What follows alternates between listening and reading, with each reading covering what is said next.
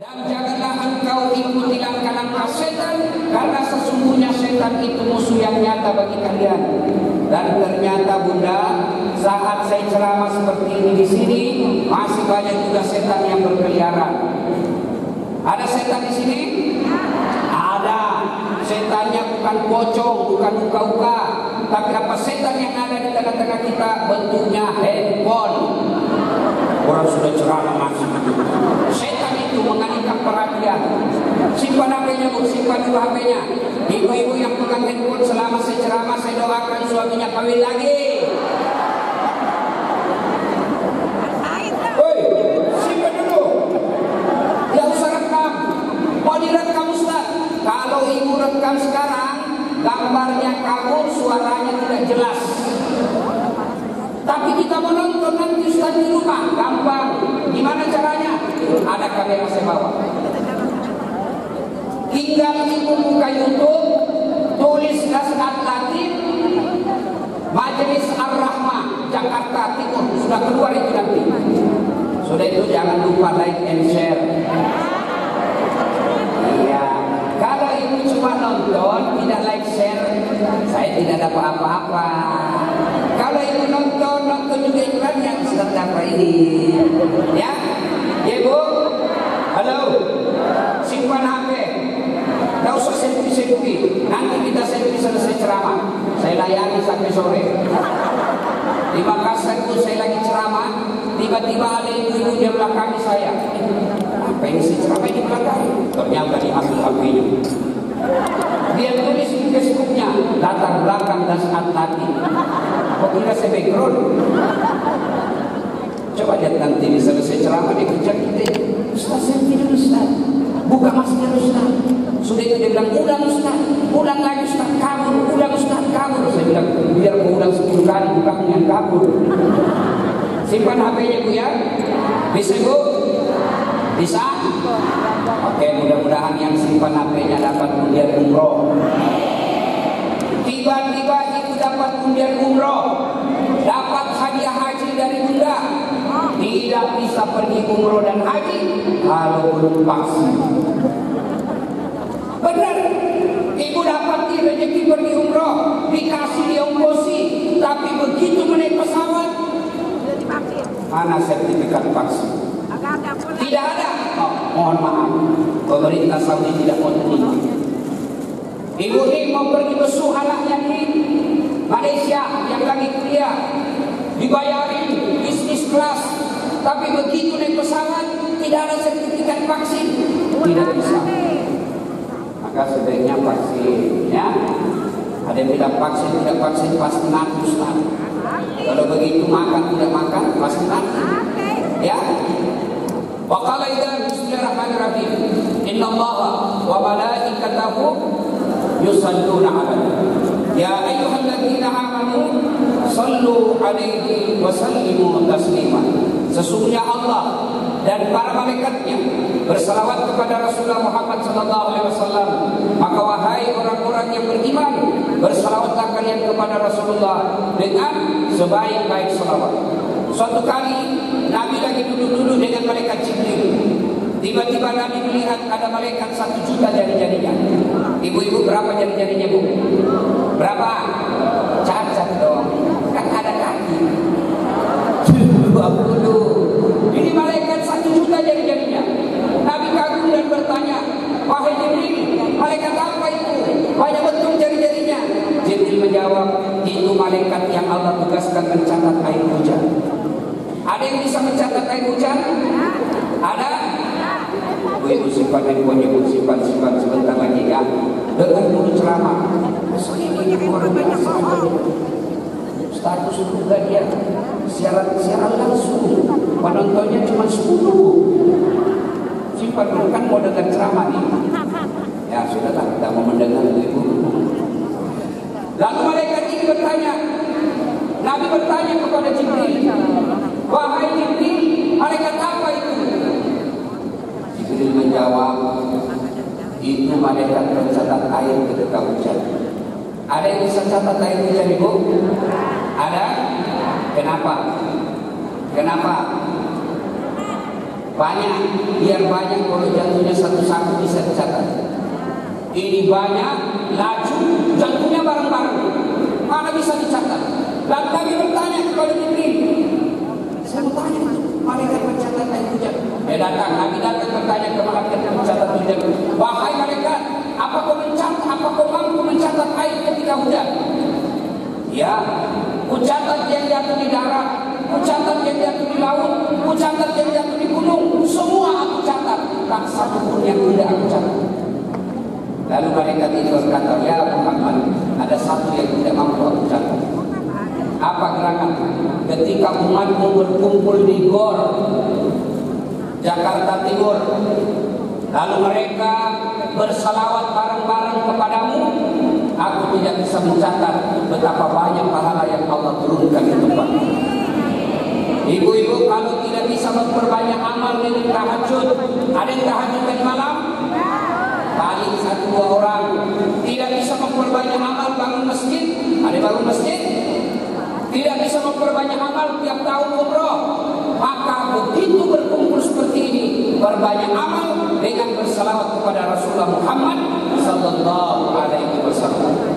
Ayo kita mau dengar nih, mana yang lebih kencang suaranya di sini, samping kanan saya atau samping kiri. Bila ikut tanding ibu ya, bisa? Ayo ikut yang di atas juga nih, salawat bareng-bareng. Salatullah.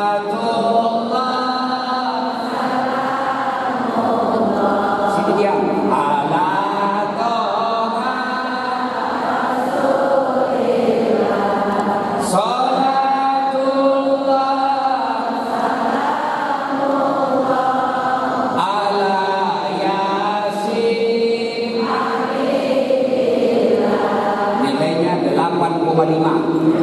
Itu dia lagi, kita dengar lagi di sini. Yuk.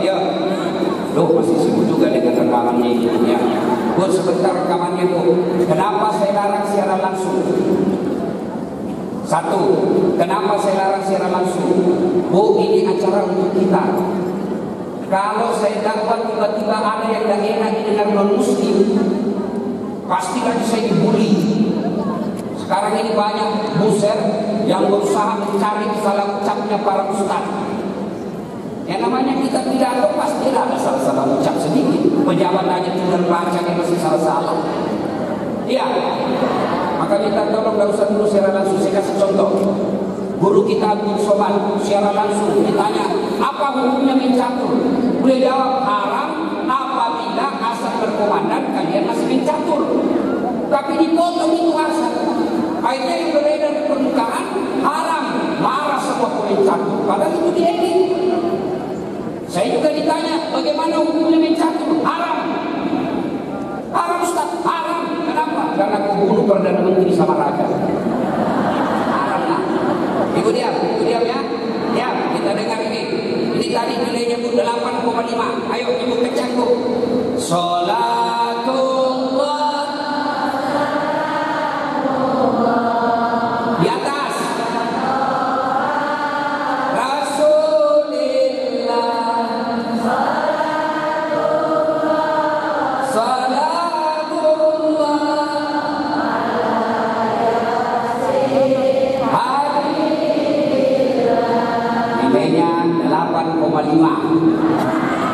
Ibu diam, kita dengar ini bapak-bapak. Ini kan merasa hebat semua ini bapak-bapak. Ibu diam deh. Ayo Pak, jangan mempermalukan jenis kelamin. Ya, sholatullah. Ini mau poligami, friend. Ayo semua, Rasul semua.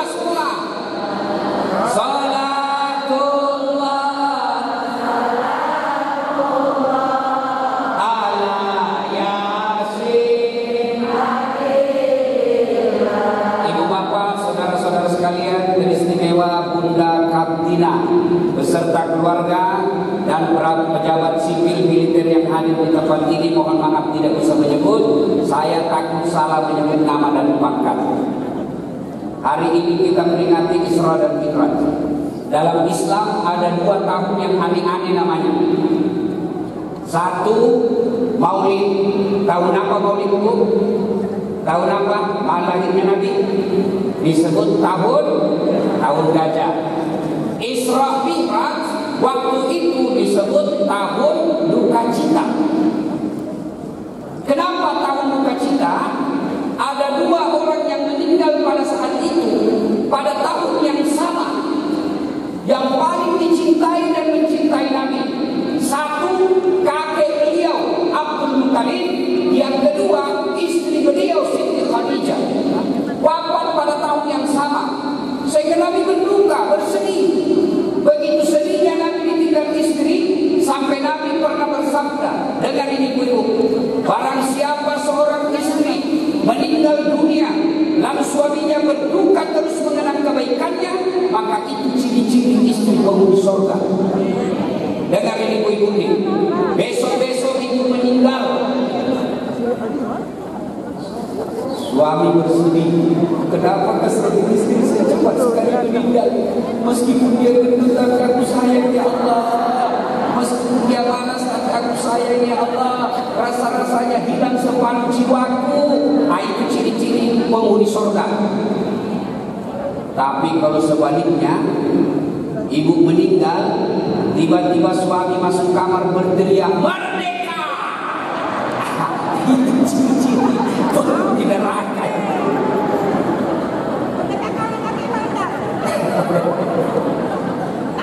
Bu. Nah, saat Nabi berduka itulah karena ditinggal istri. Sekarang banyak suami ditinggal istrinya merdeka. Kenapa? Karena selama hidup berumah tangga, istrinya memang tidak menampakkan istri yang solehah. Alhamdulillah di sini istri yang solehah semua. Maka ketika Nabi berduka, Allah perintahkan malaikat Jibril, kau turun jemput kekasihku Muhammad. Saya mau bawa menghibur dia. Beliau lagi berduka, Muhammad lagi bersedih. Jemput dia, saya mau menghibur dia. Bawa 3 malaikat menyertai. Berapa malaikat itu? 4. Ada yang tahu? Turunlah 3 malaikat, 4 malaikat. Jibril, Mikail, Israfil. 4 malaikat menjemput Nabi. Bayangkan, Bu, saya pernah diundang ke Istana Wakil Presiden. Kepada yang terhormat Saudara Dasar Latif, dengan ini mengundang dengan hormat untuk hadir ke Istana Wakil Presiden. Itu undangan saya, Bu. Saya bawa kamu, saya perlihatkan semua teman dan sepupu. Kau lihat ini, diundang Istana Wapres. Baru manusia yang undang sudah bangga.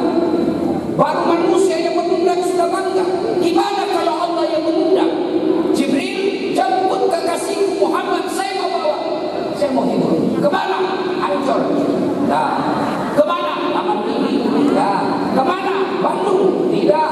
Kemana? Langsung ketemu dengan Allah. Turun 4 malaikat.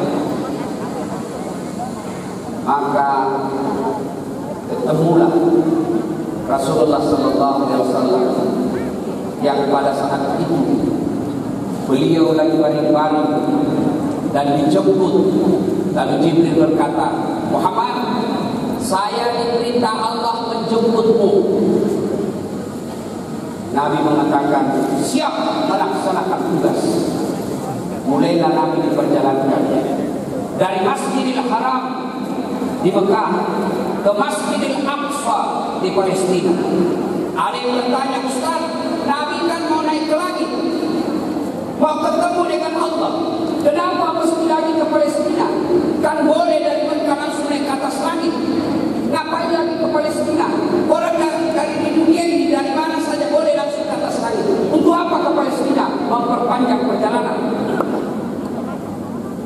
Dijawab oleh Allah, linuriyahu min ayatina, untuk memperlihatkan sebagian dari tanda-tanda kebesaran kami.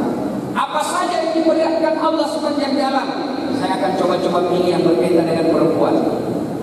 Satu, Nabi melihat ada perempuan cantik sekali, cantik betul ibu. Tapi sayang, kukunya terbuat dari tembaga api neraka. Dia cakar-cakar mukanya. Dia cakar mukanya sendiri, sakit tapi dia cakar pula. Lalu dia cakar seluruh badannya, sakit tapi dia cakar. Lalu dia makan bangkai orang mati di depannya. Ibu, bukunya tembaga api neraka, dia cakar mukanya. Ibu coba cakar muka sekarang. Ayo ibu, ayo coba cakar muka sekarang. Ada yang mau? Ada? Tidak ada. Ini dia cakar mukanya, dia sakit tapi dia cakar. Lalu dia makan bangkai orang mati di depannya. Ibu, ada hidangan daging di depan ibu, bangkai. Ibu mau? Mau? Makanya Nabi bertanya, Jibril, siapa itu? Bodoh betul. Dia tahu sakit tapi dia cakar.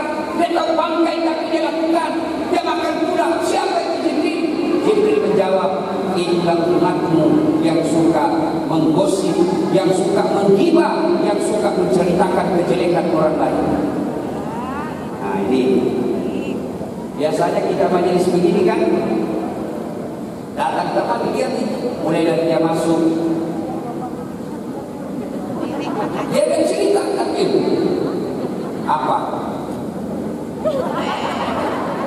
apa sih? Iya ibu, ada yang begitu? Ada? Bertetangga pergi begitu. Saya jadi gosipin. Saya tadi masuk, ada juga yang di sini. Itu juga bajunya yang di YouTube. Ibu-ibu, halo. Ketika Nabi pergi melihat Isra Mi'raj, Nabi melihat surga. Alhamdulillah, banyak sekali perempuan dalam surga. Begitu dibawa pergi lihat situasi neraka, Alhamdulillah dari banyak lagi perempuan dari neraka. Nabi ditanya, kenapa bisa begitu ya Rasul? Apakah perempuan tidak puasa? Dia puasa. Apa dia tidak bayar zakat? Dia bayar zakat. Apa dia tidak sholat? Dia sholat. Lalu kenapa ya Rasulullah? Ada dua penyakit perempuan. Satu, dia tidak mampu tahan mulutnya untuk bergibah. Yang kedua, dia tidak mampu bersyukur di suaminya.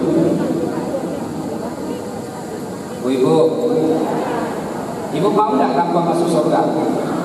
Mau ibu? Mau ibu? Empat ada syaratnya. Lebih susah syaratnya dari pegawai negeri. Syaratnya cuma satu, sholat. Dua, puasa Ramadan. Kita tunggu dulu.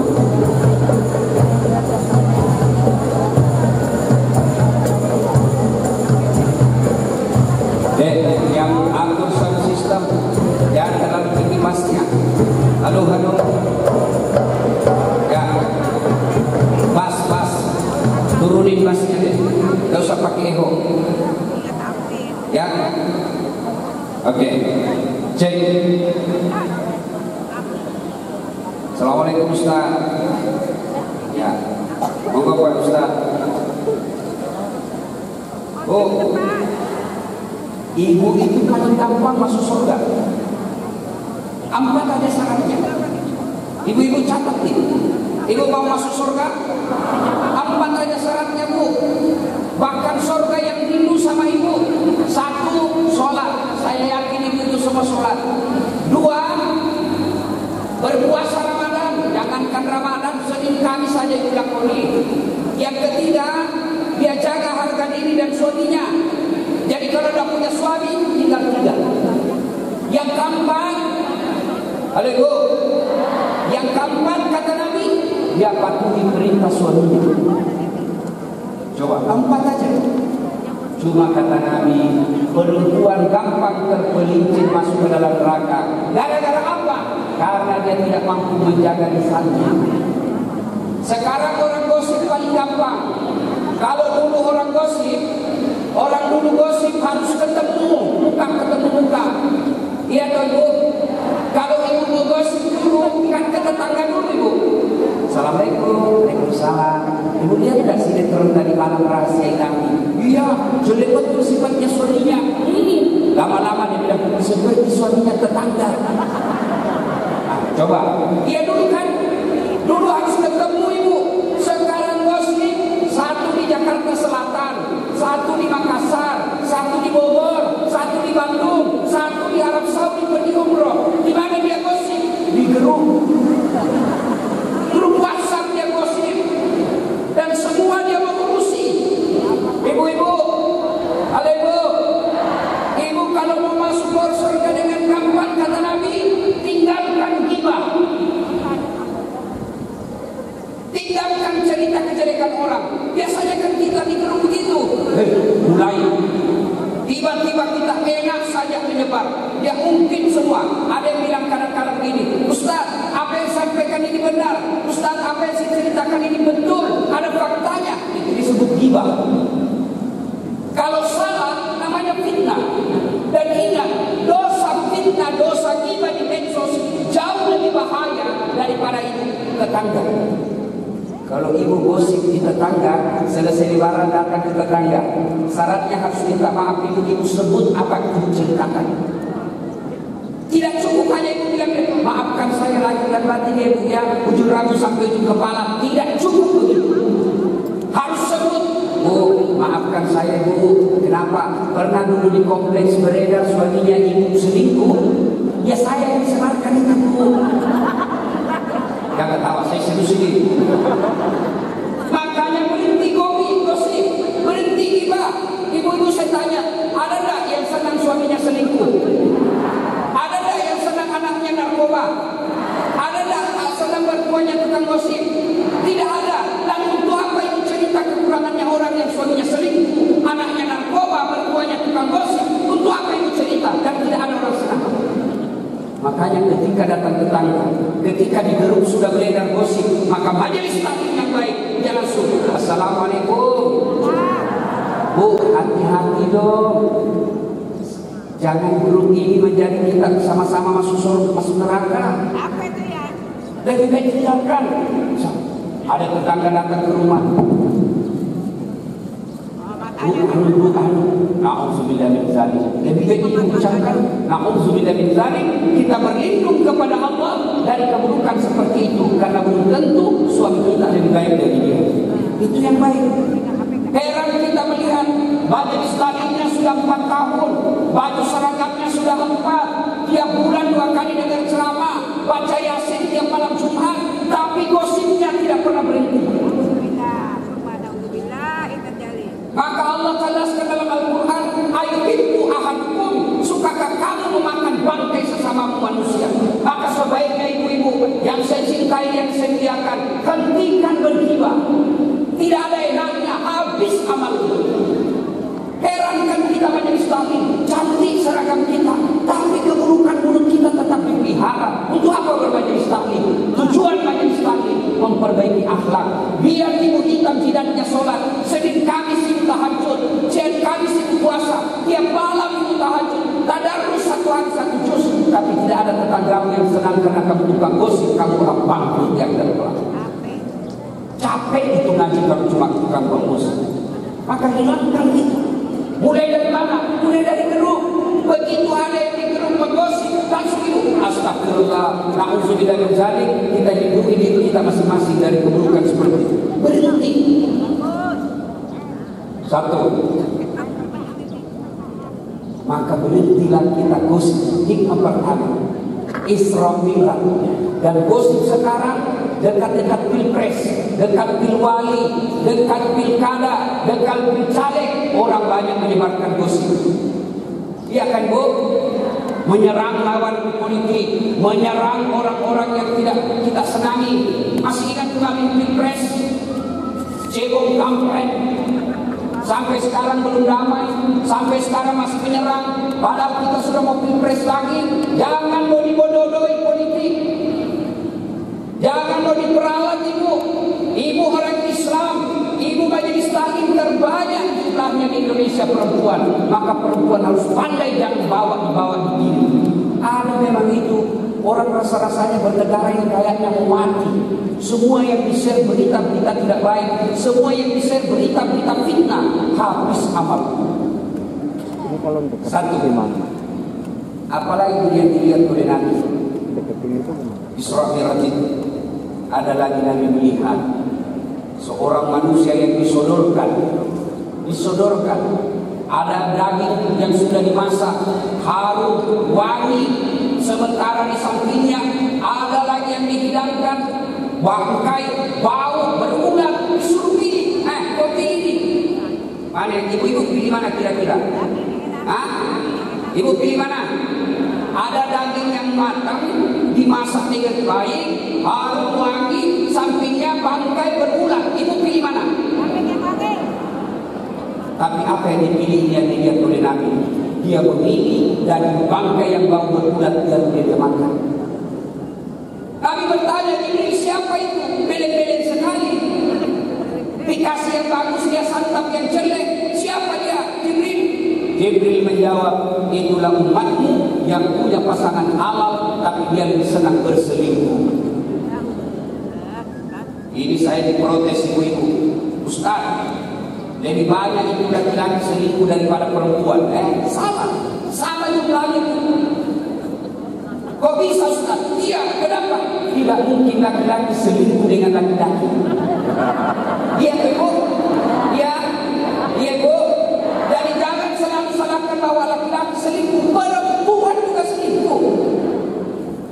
Dan jangan juga salahkan selalu suamimu yang mau kawin lagi. Kenapa suami tidak mau kawin lagi? Karena itu tidak mampu menjadi istri yang soleha. Kalau kita bisa menjadi istri seperti Khadijah, Rasulullah itu menikah lagi setelah Khadijah wafat. Semenjak Khadijah menjadi istri beliau tidak pernah berpikir macam-macam. Nanti setelah Khadijah wafat, datang Abu Bakar menawarkan anaknya, ya Muhammad, kau menikah lagi karena kau Rasul, kau perlu ada yang rawat, kau menikah lagi. Maka kalau ibu tidak mau suaminya kawin lagi, carilah istri yang soleha. Sengaja saya bahas ini karena ibu-ibu yang banyak. Kalau ada orang narkoba, kalau ada anak yang koruptor, kalau ada anak yang jambret, hampir bisa dipastikan orang tuanya gagal mendidik anaknya. Dan mendidik anak tugas utama ada pada istri. Kenapa Ustaz? Karena istri lebih banyak di rumah daripada suami. Kami laki-laki harus keluar rumah. Kenapa? Karena kalau kami tinggal di rumah, bagaimana kalian diberikan berlian? Kalau suamimu tinggal di rumah, bagaimana mereka bisa lunasi cicilan mobil dan cicilan rumah? Itulah sebabnya perempuan soleha itu lebih banyak tinggal di rumah daripada di luar. Untuk apa? Mendidik anak. Aneh rumah tangga kita orang Islam sekarang. Dulu suaminya pekerjaan tidak jelas, anaknya 13, tidak ada kendaraan dinas, tidak ada gaji bulanan, tidak ada pembantu, tidak punya babysitter. Alhamdulillah 13 anaknya menjadi martabat. Kenapa sekarang ibu-ibu cuma 2 anak? Satu narkoba, satu pengisap. Kenapa? Karena ibu-ibu tidak mampu menjadi istri yang baik. Bu mau menjadi istri yang soleha? Mau? Ibu-ibu mau menjadi istri yang soleha? Mau ibu? Supaya suami tidak selingkuh. 1, ramah. Begitu datang suami sambut, assalamualaikum kakandaku Arjuna. Dia bilang suaminya, waalaikumsalam adindaku istrikan ini. Suaminya berkata, makin gagah, makin cantik kalau saya lihat ini hari deh. Kata istri, berarti saya jadi kemarin nih. Ini juga istri yang tidak tahu dipuji. Halo bu, ibu kalau mau dirindukan suami dan dia tidak ingin macam-macam, meskipun ibu sudah tua, meskipun ibu sudah wafat, suami tidak tergoda. Apa caranya? Buat itu katamu lembut. Ini baru datang suami langsung bola matanya. Dari mana lagi? Terlambat memang goblok itu. Kau ketawa membayangkan diri sendiri. Ditunjuk-tunjuk ibu langsung di bawah ini. Maka istri yang baik tutur kata lembut. Tapi suami saya kasar Ustaz. Kasarnya suamimu urusannya dengan Allah. Tapi ketika ibu kasar, urusan ibu dengan Allah. Maka alangkah bahagianya suami datang marah-marah berantakan rumahnya, suami istrinya datang menyambutnya lalu menyebutnya. Dia perlu suaminya, bila kamu di sisiku hati rasa jatuh. Oh senang suami nasihat romantis ibu ya. Masuk lagi kamar suami berantakan kamarnya, marah-marah lagi, perlu lagi suaminya sambil cium menyanyi, insaflah wahai manusia bila dirimu bernoda. Kan lagu-lagunya ibu-ibu dulu kan seperti itu. Iya kan? Iya. Sekarang lagu-lagunya ibu-ibu pulang suaminya apa lagunya? La la la la la la, panggil aku sejak lain, abang jarang pulang, aku jarang dibelai. Ini majelis taklim di banyak saya lihat.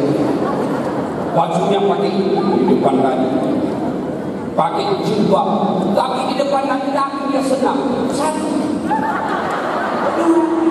bapak-bapak bilang tiga. Padahal sudah di majelis taklim kita sekarang. Iya, lagunya apa? Putar ke kiri, nona, putar ke kanan, beda-beda. Ketawa kok semua karena kamu pelakunya. Ya, ibu-ibu dulu kan bagus-bagus lagunya. Iya kan? Dia ayun anaknya bagus lagunya. Coba kalau ibu-ibu marah sama suami, jangan ngomel, jangan ngomel, ibu nyanyi aja. Pulangkan saja aku pada ibuku atau ayahku. Ini kita lihat suami bertengkar, hamil lagi.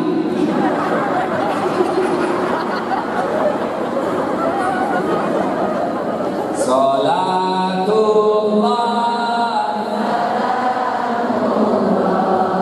ala toha rasulillah.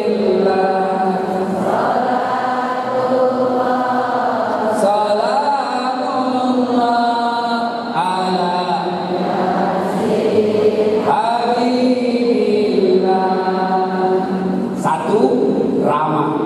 Yang kedua, elok. Apa itu Ustaz? Berpenampilan cantik dan menarik di depan suami. Alhamdulillah ibu-ibu Dani semua cantik-cantik saja. Alhamdulillah. Tapi dia bilang suami saya warung kopi, Ustaz istri kita cantik kalau pergi majelis.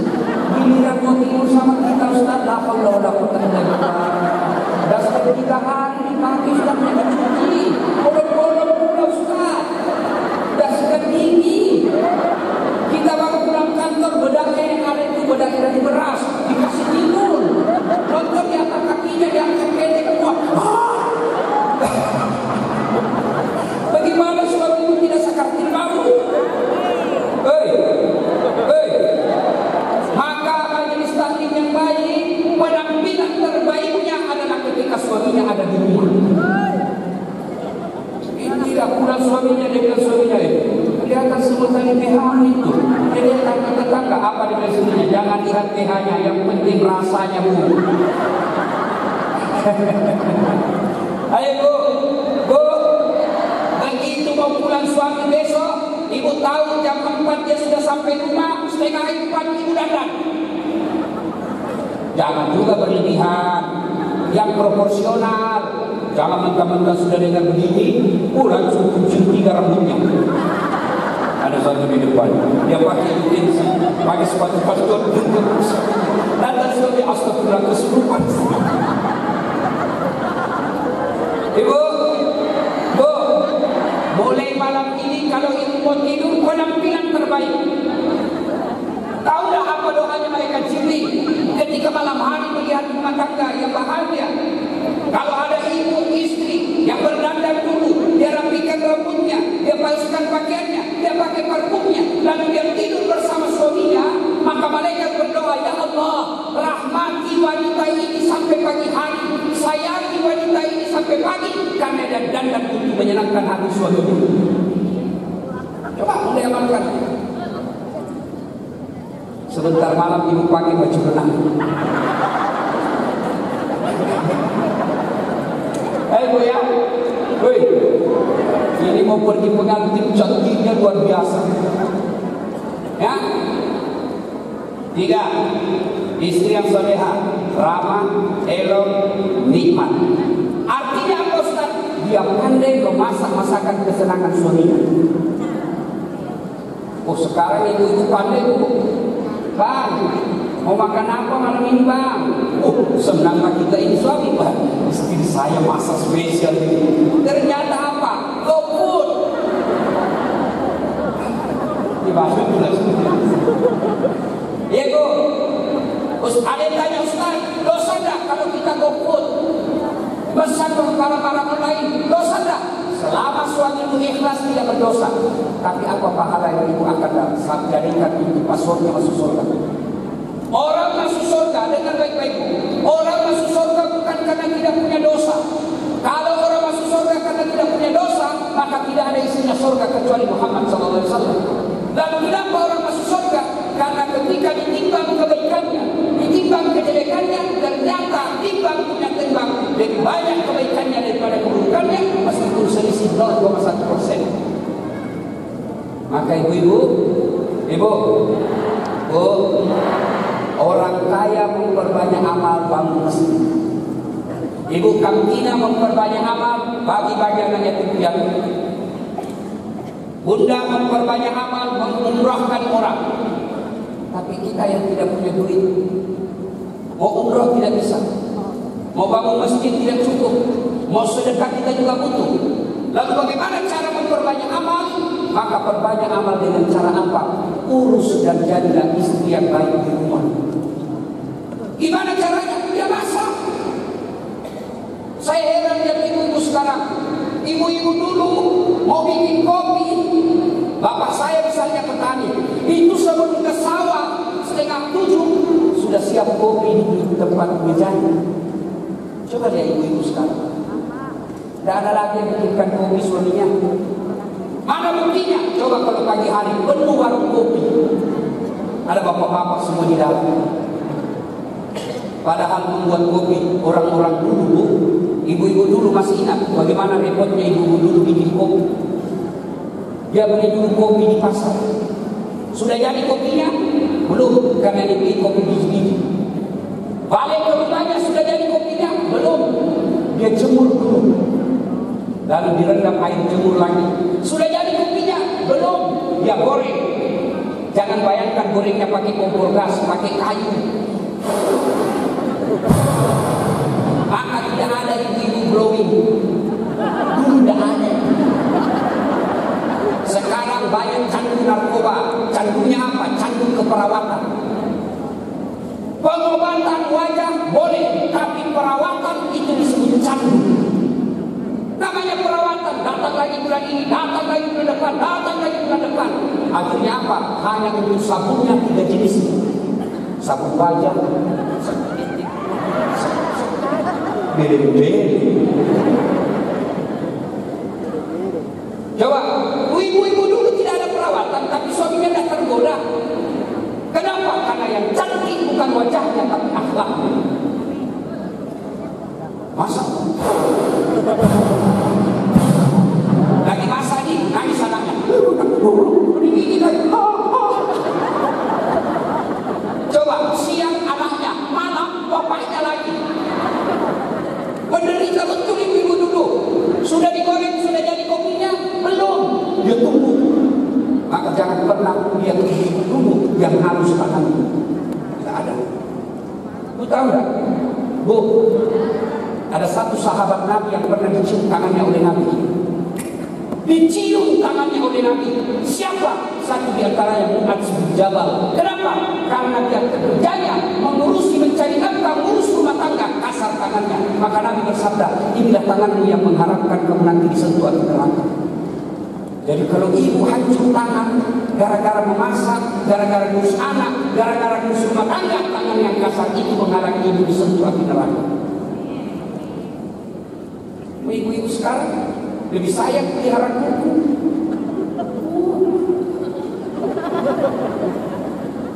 Kuku. Ada yang panjang kukunya. Ada? Boleh, tapi ibu harus hati-hati. Kalau ibu panjang kuku, di situ tempat masuknya setan. Ketika ibu duduk tidak dibersihkan dengan baik, batal sepertinya sholat. Nah, sudah tunggu, sudah jadi kopinya belum, dijemur, sudah jemur, sudah jadi kopinya belum, baru dikandang lagi, sudah jadi, baru dikasih masa air, baru jadi. 1 hari full prosesnya, setengah mati, tapi alhamdulillah ibu dulu sebelum suaminya keluar rumah sudah siap kopi. Ibu-ibu zaman sekarang tinggal beli di warung, itu pun beli di warung, sudah ada susunya, ada kopinya, ada gulanya, rebusnya juga sudah tidak pakai kayu, masih malas bikinkan kopi suaminya. Bagaimana ibu gampang masuk surga? Mohon maaf ibu ya, halo bu, mohon maaf saya harus sampaikan ini karena jamaah kita lebih banyak ibu.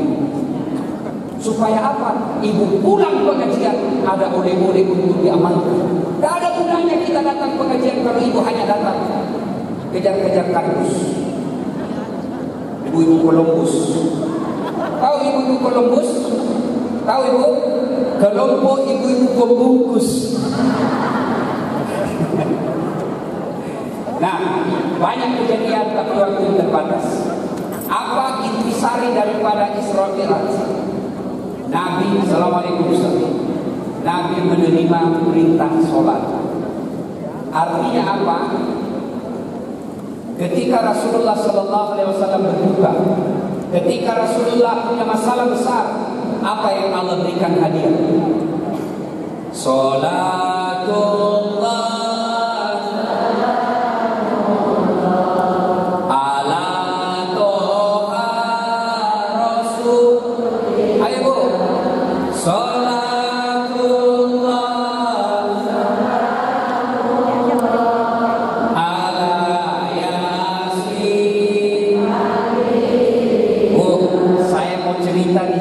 kehebatan selawat. Allah dan Rasulnya jadi saksi. Saya alami. Saya pergi ceramah di Kepulauan Kalimantan, pulau kecil. Saya naik speedboat. Tahu speedboat bu? Speedboat tahu bu? Ketika di tengah lautan, saya pegang knalpot. Bayangkan, speedboat yang sudah jalan 1 jam lebih, saya pegang knalpotnya, panas kan? Sambil assalamualaikum Kiai, sambil menunggu Pak Kiai, duduk kita selawat. Salatullah salamullah.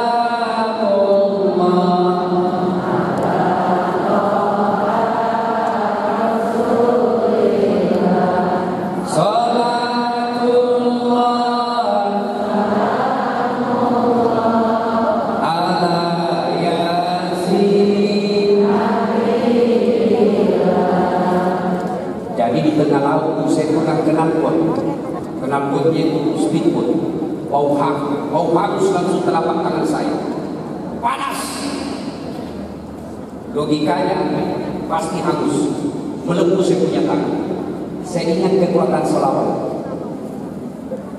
Saya baca selawat sebanyak-banyaknya, lalu saya ambil air liur seperti yang diajarkan nenek saya, ambil liur yang paling dalam, gosok, yudah. Dengan izin Allah tidak ada rusak di tangan saya. Saya ceramah di Solo Selatan, Kabupaten Solo Selatan, di lapangan sepak bola. Panas jam 1 siang, tidak ada tenda, penuh manusia di lapangan, panas, baru belum sebulan. Saya bersalawat sambil menunggu giliran ceramah.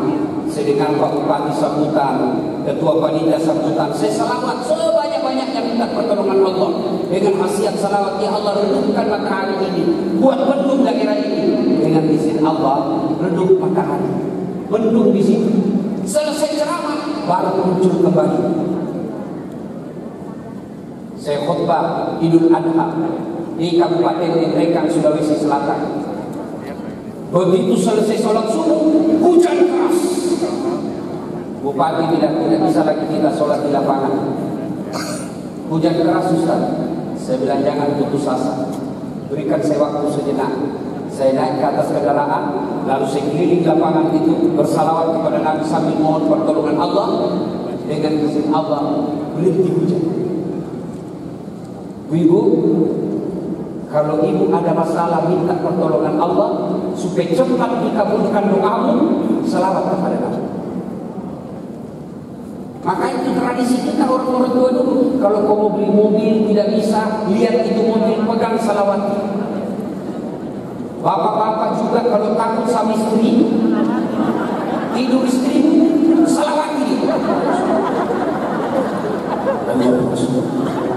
Mau kawin lagi, bayangkan muka istri, salawat dia. Coba lihatlah.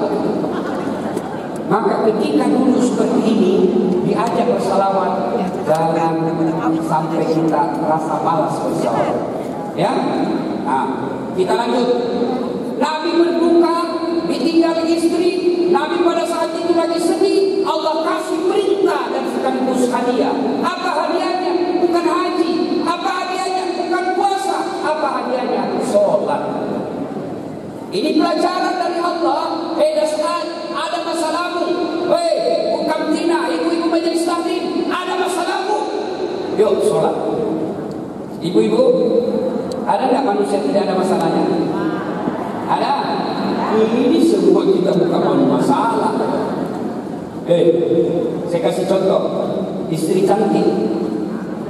Ibu pikir kalau istri cantik bukan masalah.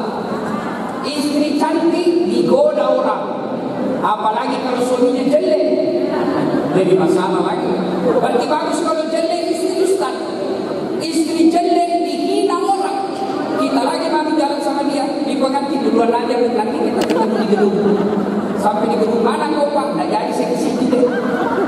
Istri cantik masalah, istri jelek masalah. Dasar lagi. Saya sebagai penceramah, ibu pikir tidak ada masalah? Oh banyak masalah, apalagi setelah saya bilang banyak masalah. Apa masalah saya? Banyak janda-janda yang curhat. Ustaz, saya baru meninggal suami saya, tolonglah kasih saya doa-doa, penghafalan-hafalan penenang jiwa. Saya kirimlah WhatsApp. Lama-lama dia bilang, Ustaz, maukah Ustaz menjadi imam dalam hidup? Saya bilang, mohon maaf ibu, saya bukan imam, saya khatib. Semua orang punya masalah. Ibu kamu tidak apa-apa, ibu pikir tidak ada masalah. Banyak juga masalah.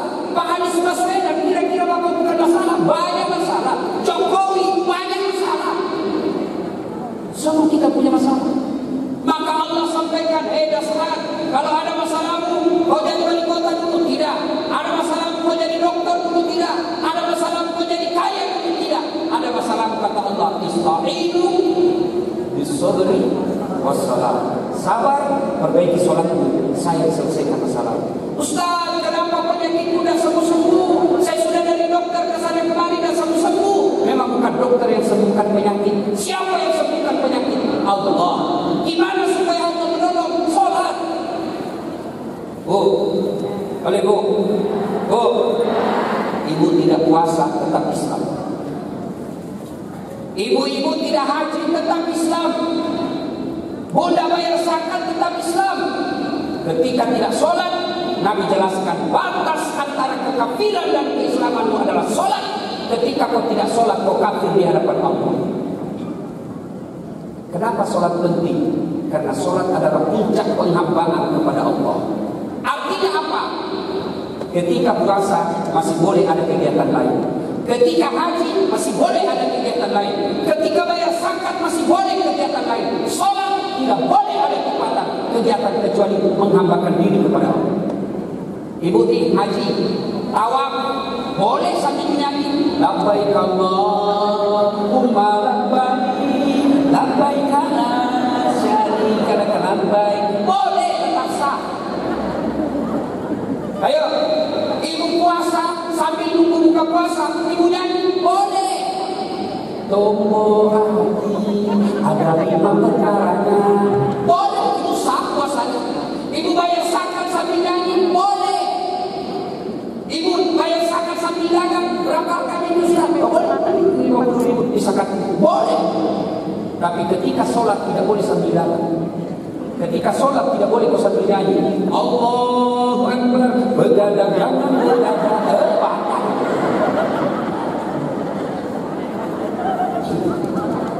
Bu,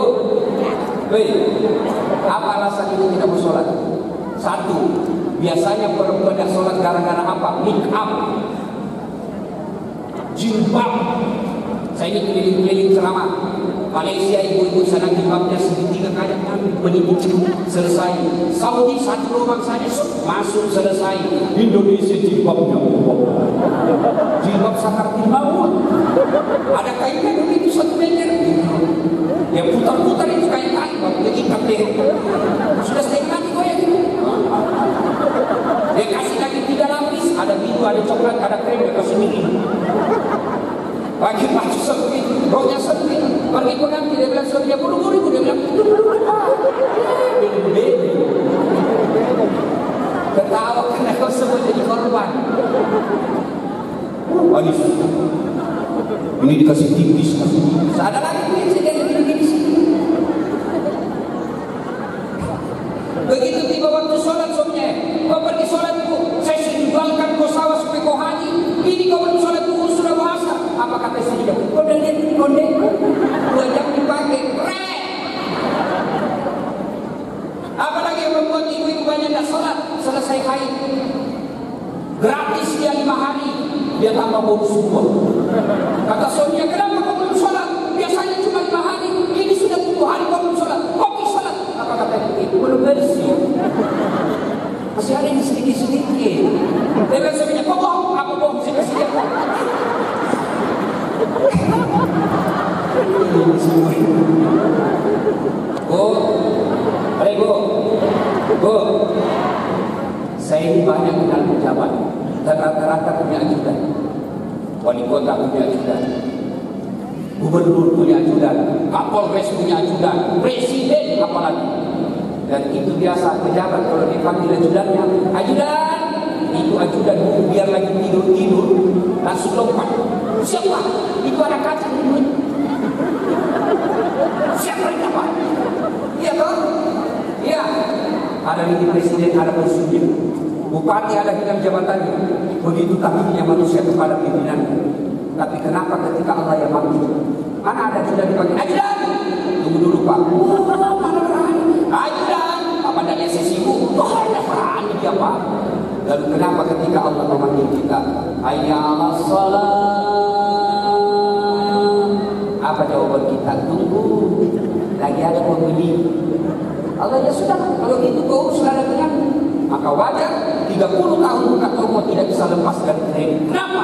Karena ibu jauh yang punya. Nah ibu bapak saudara-saudara sekalian, banyak yang ingin kita sampaikan tapi waktu yang terbatas. Pada akhirnya Allah Subhanahu wa Ta'ala mengajak kita berdialog.